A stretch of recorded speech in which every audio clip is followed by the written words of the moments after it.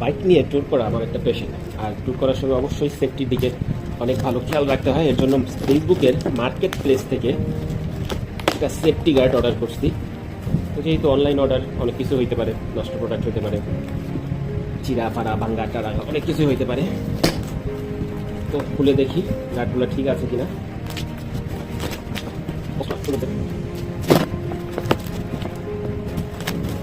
দুইটা গার্ড, হাঁটুর জন্য আর হাতের কোণের জন্য।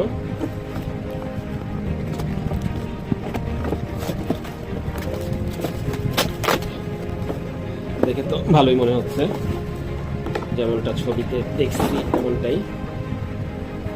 দুটো হচ্ছে এলবোর জন্য হাতের, আর এই দুটো হচ্ছে গিয়ে নেক গার্ড।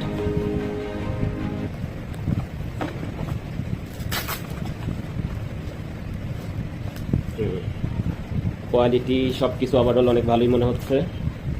বাই দ্য ওয়ে, এটার প্রাইস হচ্ছে গিয়ে 1600 টাকা।